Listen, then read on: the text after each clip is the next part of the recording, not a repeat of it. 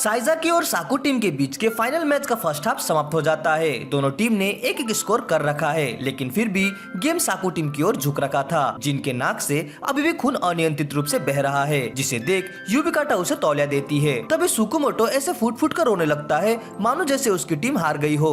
इसे देख सभी उससे काफी ज्यादा नाराज हो जाते हैं, पर वह कहता है कि वह इसलिए रो रहा है क्योंकि उनके डेडिकेशन को देख वह काफी ज्यादा प्रभावित हो गया है। इधर लॉकर रूम में साकू टीम ने ओपोनेंट को हराने के लिए काफी अच्छी तरकीब बनाई है। वे हमेशा की तरह अपने जीत को लेकर दृढ़ संकल्प है। इसी दौरान उधर किमिशिता कीचाई के ऊपर पानी फेंक देता है और उसके खराब प्रदर्शन के लिए उसका मजाक बनाने लगता है। जिन सुकुमोटो को बताता है कि किमिशिता और कीचाई एक दूसरे को बिल्कुल भी पसंद नहीं करते। वे दोनों लड़ने ही वाले होते हैं कि तभी कोच वहाँ आ जाते हैं और कहते हैं कि सेकंड हाफ अब शुरू होने वाला है। वे गुस्से से मैदान की तरफ जाने लगते हैं। तभी सुकुमोटो भी उनके पीछे पीछे जाने लगता है और खेल के प्रति उनके डिटर्मिनेशन का सराहना करता है। इधर क्राउड में सभी को यह लगता है कि साइजा की टीम अब डिफेंस करने लगेगी और यह करते करते ही वो पीछे छूट जाएगी, लेकिन उसके उलट साइजा की टीम साकू टीम पर दबाव डालने लगती है। वे उन्हें बॉल छूने तक का मौका नहीं देती। दर्शक उनकी इस साहसिक रणनीति को देख काफी ज्यादा अचंभित हो जाते हैं। सुकुमोटो भी इसे देख काफी ज्यादा एक्साइटेड हो जाता है, पर उसे नहीं पता कि यह क्या हो रहा है। इस पर युबिकाटा उसे बताती है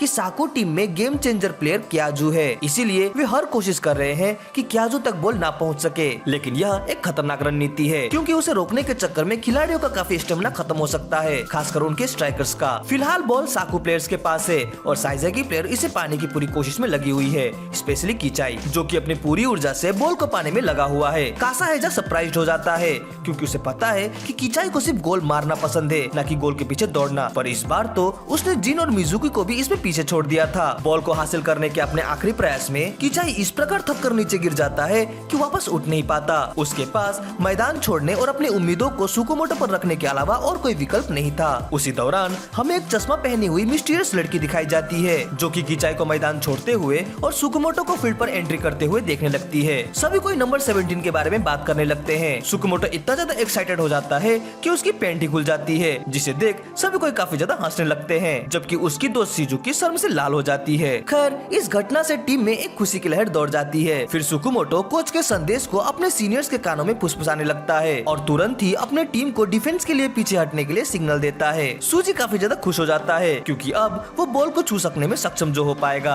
जिन फिर से क्याजू को मार्क करने लगता है, पर क्योंकि क्याजू को लगता है कि जिन उसे रोक नहीं पाएगा, इसीलिए वो बड़े ही आत्मविश्वास के साथ बॉल को छकाते हुए आगे जाने लगता है। पर तभी सामने से अचानक आकर सुकुमोटो बॉल को छीन लेता है और किमिशिता को पास कर देता है। हमें पता चलता है कि वास्तव में जिन बस केवल क्याजू का ध्यान आकर्षित कर रहा था ताकि सुकुमोटो को बॉल छीनने का मौका मिल सके। तभी बॉल कैप्टन मिजुकी के पास आ जाती है, जिसे कि 3-3 डिफेंडर्स घेरे हुए थे। उसी दौरान सुकुमोटो और जिन तेजी से दौड़ते हुए मिजुकी के दोनों तरफ से आगे चले जाते हैं। तभी मिजुकी भी बॉल को किमिशिता को पास कर देता है और उसे अटैक ज्वाइन करने के लिए पुश करता है। सभी को लगता है कि बॉल जिन को पास होगा, लेकिन अनएक्सपेक्टेडली किमिशिता बॉल को सुकुमोटो को पास कर देता है। इस बार सुकुमोटो फर्स्ट टाइम दौड़ते हुए बॉल को रिसीव कर लेता है, जिसे देख दर्शकों के खुशी का कोई ठिकाना नहीं होता। सुकुमोटो जोर से शॉट मारता है, पर सूजी बॉल को रोक देता है। सूजी कहता है कि सुकुमोटो के पास टेक्निक और स्पीड तो है, लेकिन उसका शॉट काफी ज्यादा बुरा है। फिर सुकुमोटो जल्दी से डिफेंड के लिए पीछे की ओर भागने लगता है, लेकिन सूजी और गोलकीपर यह देखकर हैरान हो जाते हैं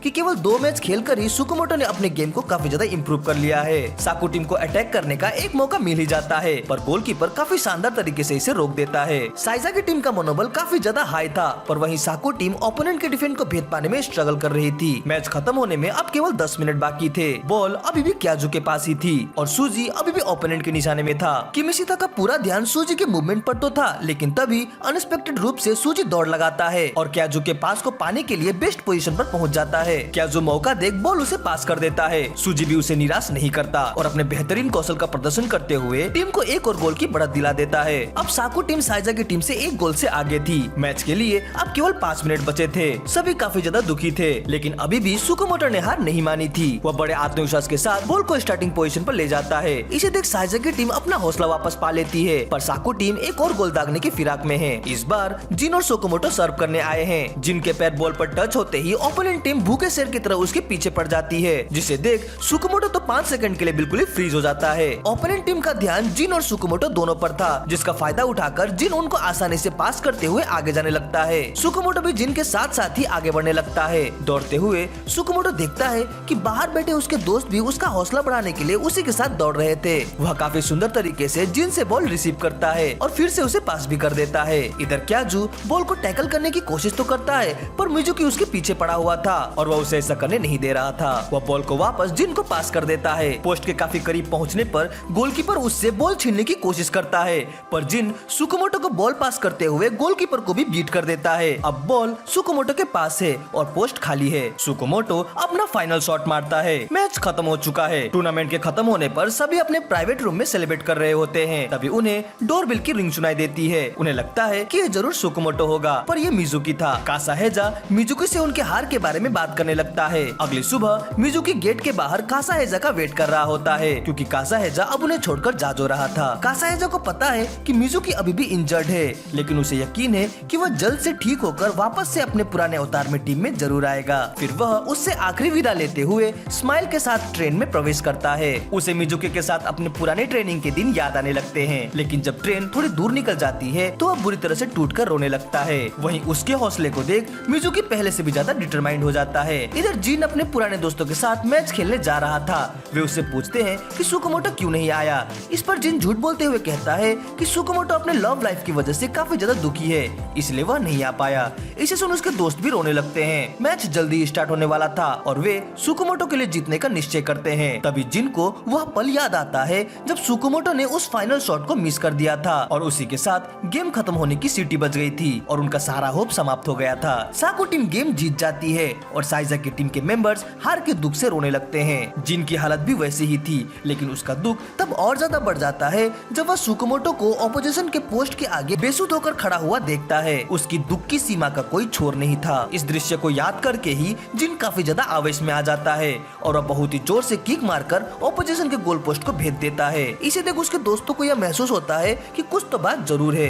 वे उससे पूछते हैं कि क्या हुआ। जब उन्हें सुकुमोटो की स्थिति के बारे में पता चलता है तो वे भी काफी ज्यादा मायूस हो जाते हैं। जिनको समझ में नहीं आता कि उसे इस हार का इतना ज्यादा दुख क्यों हो रहा है, क्योंकि इससे पहले भी उसने कई सारे मैच हारे थे, पर इस तरह का दुख तो उसे कभी नहीं हुआ था। इस पर उसके दोस्त जोर जोर से हंसने लगते हैं और कहते हैं कि इसका मतलब यह है कि वो किसी के साथ बहुत ही भावनात्मक रूप से जुड़ा हुआ है। इसी दौरान उधर सुकुमोटो अपने पूरे लगन के साथ जॉगिंग कर रहा था। तभी उसी समय उसका सामना युबिकाटा से होता है। उधर जिन अपने दोस्तों के कहे हुए बातों को याद करते हुए हंसने लगता है और गलती से फुटबॉल के मैदान की तरफ पहुंच जाता है। उधर सुकुमोटो युबिकाटा के साथ कैफे में आया हुआ है। वो काफी ज्यादा कंफ्यूज है, क्योंकि वह पहली बार किसी लड़की के साथ ड्रिंक कर रहा था। भले ही सुकुमोटो अपने अजीब हरकतों से युबिकाटा से अपने फीलिंग्स को छुपा रहा था, लेकिन युबिकाटा उसकी वास्तविक मनोदशा को भाप लेती है। फिर वह उसे अपने पास्ट के बारे में बताने लगती है। जब वह एक राइटर बनने के लिए काफी ज्यादा पैशनेट थी, वह काफी लगन से अपने आर्टिकल्स को लिखती थी। वो इसमें इतनी ज्यादा डूब जाती है कि सोना और खाना भी भूल जाती थी, लेकिन इतना प्रयास करने पर भी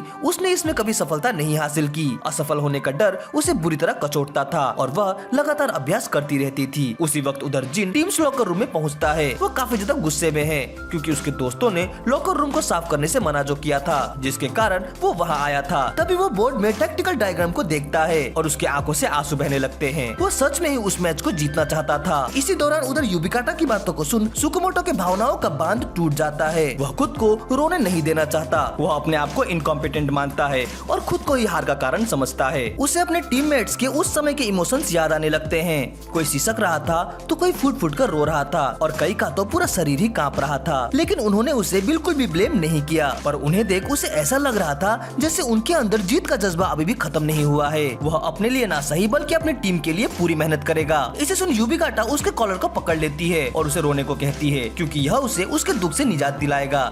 जब तक वह हार नहीं मानता हो तब तक उसे स्वतंत्र होकर जीना चाहिए। उसके दोस्तों ने उसे ब्लेम नहीं किया है तो उसे इस तरह के बर्डन को अपने ऊपर नहीं लेना चाहिए। इसे सुन सुकुमोटो अपने टीममेट्स को याद करने लगता है। उनके प्रोत्साहन भरे बातों को सोच वो फूट फूट कर रोने लगता है, जैसे उसके अंदर के सारे जमे हुए दुख बाहर निकल रहे हो। सुकुमोटो खुद को हार के शैडो से बाहर निकालने के लिए बहुत ही दृढ़ता से जॉगिंग करने लगता है। तभी अचानक उसकी मुलाकात शिजुकी से होती है। उसे इतना कठिन अभ्यास करते देख शिजुकी को उसके पिछले हार की याद आ जाती है। वह नहीं चाहती कि वो इस तरह से दुखी रहे, इसीलिए वो उसे रात के फेस्टिवल के लिए अपने साथ चलने को इनवाइट करती है। उस रात शिजुकी ने एक सुंदर सा कोमोनो पहना था, जिसे देख सुकुमोटो तो जैसे पागल ही हो जाता है और उसकी प्रशंसा पर प्रशंसा करने लगता है। शिजुकी उसे पुरानी बातें याद दिलाते हुए कहती है कि ध्यान रहे कि वो बचपन की तरह फिर से खो ना जाए। इसे सुन सुकुमोटो एम्बेरेस हो जाता है। फिर वह उन बातों को याद करने लगती है जब सुकुमोटो वाटर पोलो खेला करता था और उसकी क्रॉच को पहनता था। इस पर उसके दोस्त भी उसका काफी मजाक उड़ाते थे। बेचारा सुकुमोटो इन सब बातों को याद करके काफी ज्यादा एम्बेरेस फील कर रहा होता है। तभी वह एक नूडल्स के शॉप पर पहुंचता है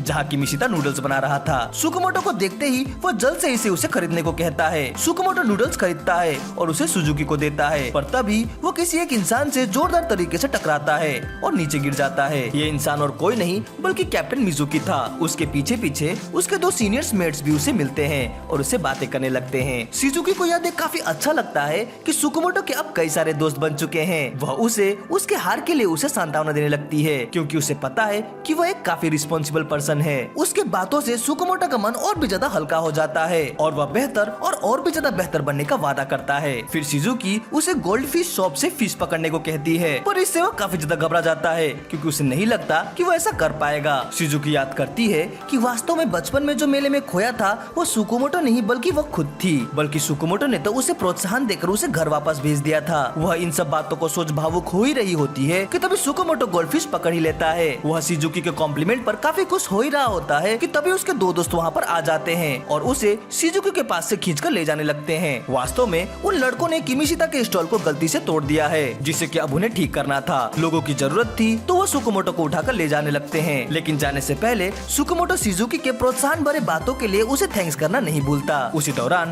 कुछ लड़कियां शिजुकी के पास आती है पर देखती है कि शिजुकी तो अकेले ही रो रही थी। पूछने पर वह भावुक होते हुए बताती है कि उन फुटबॉल प्लेयर्स ने उससे उसके सुकुमोटो को छीन लिया है। वीडियो अच्छी लगी हो तो इसे लाइक और कमेंट जरूर करें। हमसे जुड़ने के लिए चैनल को सब्सक्राइब करें। तो मिलते हैं अपने अगली वीडियो में। Sign out.